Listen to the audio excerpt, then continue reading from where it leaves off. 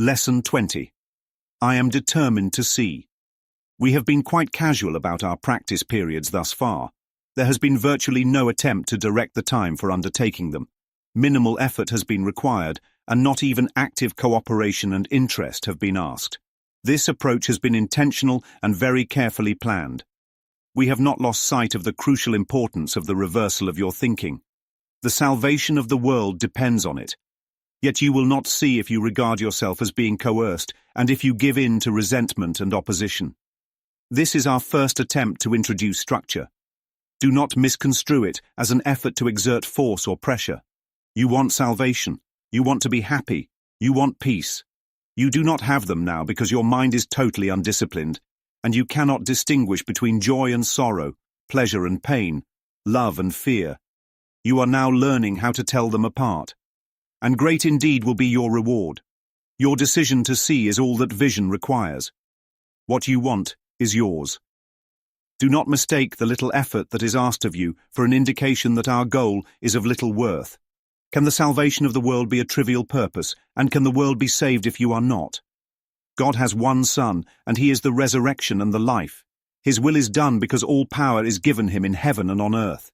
In your determination to see is vision given you.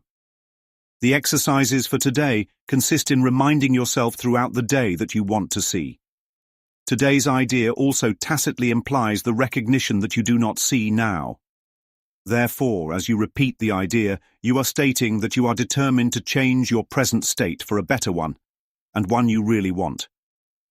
Repeat today's idea slowly and positively, at least twice an hour today, attempting to do so every half hour. Do not be distressed if you forget to do so, but make a real effort to remember. The extra repetitions should be applied to any situation, person, or event that upsets you. You can see them differently, and you will. What you desire you will see. Such is the real law of cause and effect as it operates in the world. Lesson 20. I am determined to see Jesus says this is the first attempt to introduce structure into the practice. Up until now, it's been casual, no fixed times, no pressure. That was intentional. But now, we're stepping into something different. Not force or coercion, but structure. Why? Because structure gives clarity. Without it, the mind stays scattered and unfocused. And the truth is, we can't see clearly while our minds are undisciplined. Our minds are undisciplined. Jesus says we can't yet tell the difference between joy and sorrow, pleasure and pain, love and fear. That's a startling thought, but look at how this shows up in life. You chase something you think will bring you joy, money, status, approval. But when you get it, you still feel empty. You indulge in something for pleasure, a habit, a distraction. But later, it feels like a weight you can't escape. You cling to someone, mistaking control for love, but the harder you hold on, the more fear takes over. This is what it means to be undisciplined. We confuse what hurts us with what heals us. This lesson is about reversing that confusion, training the mind to see clearly, and letting truth guide us. Vision requires a decision. Vision isn't something that happens to you, it's something you choose. Jesus says, your decision to see is all that vision requires. Think about that. It's not about effort or fixing the world, it's simply about being willing to see. Imagine sitting in a dark room with the curtains drawn. The light is outside, waiting. All you have to do is decide to pull back the curtain.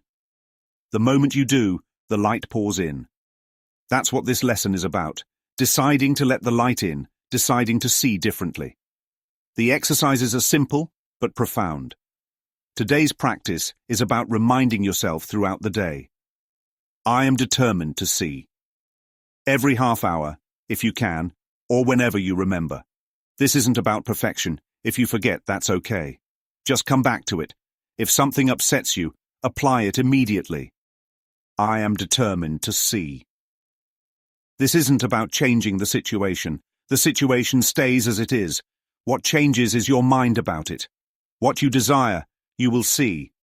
Jesus says this is the real law of cause and effect. What you focus on, what you hold in your mind becomes what you see. If you desire conflict, you'll find it everywhere. If you desire peace, you'll begin to see peace where you couldn't before. The world doesn't change, your perception does. And when your perception changes, the experience of the world changes. The world remains the same. This is a key insight in this lesson. The world itself doesn't change. The person who upset you, the situation that triggered you, the problem in front of you, they remain intact. But when you change your mind about them, your experience of them changes. It's like looking at a painting. At first, you see harsh lines and dark colors, and it feels heavy. But then you step back and suddenly you notice the beauty, the harmony. The painting didn't change, you did. Determination is your foundation. Jesus emphasizes that your determination to see is where it all begins. That's why today's practice asks for consistency, not as a burden, but as a way to build strength. Every time you repeat, "I'm determined to see," you're laying another brick in the foundation of your new way of thinking. This isn't about forcing yourself to see, it's about gently opening the door. The vision will come as a natural result of your willingness. Every effort is worth it. Jesus reminds us not to mistake the little effort this requires as a sign that the goal is small. Peace, joy, salvation, the things you truly want, are worth everything. And the path to them starts with something as simple as repeating this thought. I am determined to see. Think about it. A few moments of practice today can plant seeds that will transform your entire life. That's not small. That's monumental. You can see them differently. That person who upset you today.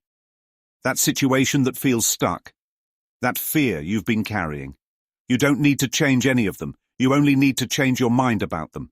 And when you do, vision will come. The light will pour in. The world may look like it has changed, but it hasn't. It's your mind that has shifted. Closing thought. This lesson isn't asking for perfection. It's asking for willingness. Every time you say, I am determined to see, you're strengthening that willingness. You're training your mind to look past fear and see with love. The world doesn't need to change. Your circumstances don't need to shift. You don't need to fix anything out there. What you need is to decide to see differently and let vision be given to you.